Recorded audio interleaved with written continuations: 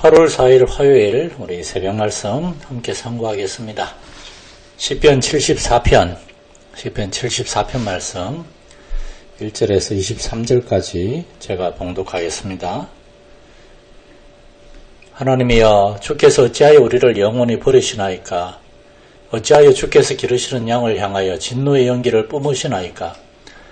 옛적부터 얻으시고 속량하사 주의 기업의 지파로 삼으신 주의 회중을 기억하시며 주께서 계시던 시온산도 생각하소서.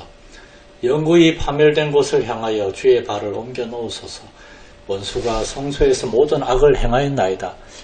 주의 대적이 주의 회중 가운데에서 떠들며 자기들의 깃발을 세워 표적으로 삼았으니 그들은 마치 도끼를 들어 삼림을 베는 사람 같으니이다.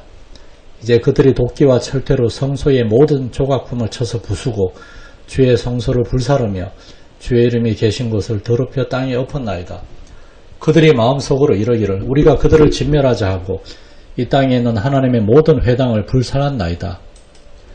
우리의 표적은 보이지 아니하며 선지자도 더 이상 없으며 이런 일이 얼마나 오래는지 우리 중에 아는 자도 없나이다. 하나님이여, 대적이 언제까지 비방하겠으며 원수가 주의 이름을 영원히 능욕하리이까? 주께서 어찌하여 주의 손, 곧 주의 오른손을 거두시나이까? 주의 품에서 손을 빼내시어 그들을 멸하소서. 하나님은 예로부터 나의 왕이시라. 사람에게 구원을 베푸셨나이다.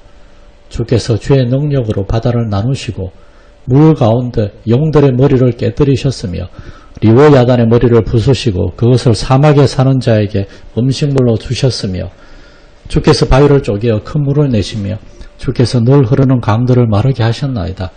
낮도 주의 것이요 밤도 주의 것이라.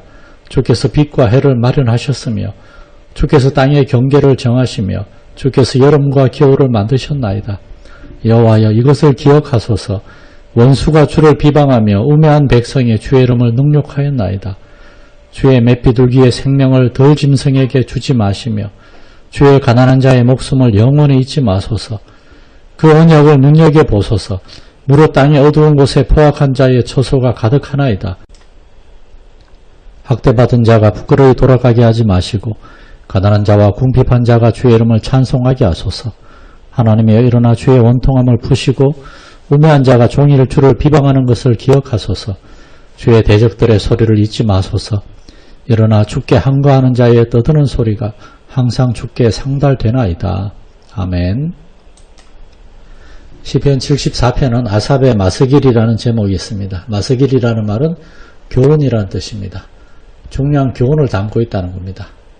그리고 아삽의 마스길이라고 되어 있지만 그 내용을 볼 때 다윗 시대의 찬양 사역자였던 아삽이 직접 지은 노래는 아니고 아삽의 후손들 중에서 본문에서 이야기하는 어떤 중요한 사건을 경험한 아삽의 자손들이 만든 그 노래를 그들의 조상인 아삽의 이름으로 소개한 시라고 그렇게 생각이 됩니다. 그렇다면 아삽의 자손들이 무언가 백성들에게 교훈하고자 한 그 중요한 사건은 무엇일까요? 바로 하나님의 성전인 예루살렘이 무너진 사건입니다. 교회가 문을 닫아도 얼마나 어떤 교회가 망했다 그런 얘기도 심심찮게 들립니다. 그것도 교회 성도들에게 큰 충격이 될 텐데 이스라엘 백성들에게 하나님의 성전이 무너진 것은 얼마나 충격적인 사건이겠습니까?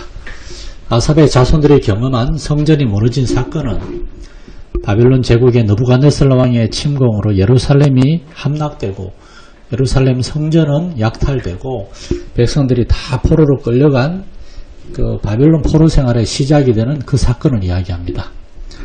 우리나라가 일제에 의해서 36년간 식민지 살해한 것도 오늘날 우리에게 끔찍한 기억으로 남아있는데 이스라엘 백성들이 바벨론의 포로로 끌려가서 70년간 포로 생활을 한 것은 얼마나 끔찍하고 충격적인 기억이겠습니까? 그런데 시인은 이렇게 나라가 망하고 성전이 파괴되고 백성들이 포로로 끌려간 이러한 끔찍한 사건이 사실은 하나님의 영광을 가르는 일이 아니라는 것입니다. 많은 이스라엘 사람들 중에서 하나님 믿는 이스라엘이 망하고 하나님의 성전이 무너진 것을 보면서 하나님의 능력이 없으신가? 우상이 더 강한가? 그렇게 생각하는 사람들이 있었지만 그게 아니라는 겁니다.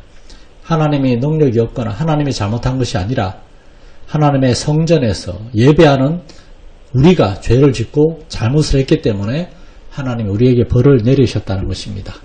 하나님은 여전히 열방과 만민 중에 높임을 받으셔야 한다는 것입니다. 그래서 시인의 결론은 22절 23절에 하나님이 일어나 주의 원통함을 푸시고 우매한 자가 종일 주를 비방하는 것을 기억하소서 기도합니다. 하나님을 섬기는 이스라엘이 망하고 하나님의 성전이 무너진 것 때문에 가장 마음 아파하는 분은 하나님이라는 겁니다. 그리고 그것을 보면서 하나님을 모욕하는 사람들의 그 우매한 사람들의 비방을 하나님 기억하시고 공의로 심판해 달라는 겁니다. 주의 대적들의 소리를 잊지 마시고 일어나 주께 항거하는 자들의 떠드는 소리를 기억해 달라고. 이스라엘이 망한 사건에 대해서, 성전이 파괴된 사건에 대해서 아삽의 자손들은 영적으로 해석하고 있는 겁니다. 예수 믿는 사람들도 어려움을 겪을 수 있습니다. 하나님의 뜻 가운데 우리도 시련을 당할 수 있고, 또한 예수 믿는 사람들이 우리의 불신앙과 불순종으로 인해서 하나님께 책망을 받을 수도 있습니다. 그때 우리가 보여야 될 올바른 반응은 하나님을 원망하고 불신하고 영적인 침체에 빠지는 것이 아니라 아삽의 자손들처럼 하나님 앞에 나아가서 하나님 앞에 회개하는 겁니다. 하나님 왜 나를 버리시나이까? 왜 나를 버리시나이까? 나의 죄를 깨닫게 하시고 나를 용서하시고 나를 회복시켜 주소서. 하나님께 벌을 받아도 어려운 일을 겪어도 정말 어떤 시련과 환난을 겪어도 불신앙의 사람들이 아니라 믿음의 사람들처럼 하나님 앞에 가장 먼저 가서 엎드릴 수 있는 저와 여러분이 될 수 있기를 간절히 소망합니다.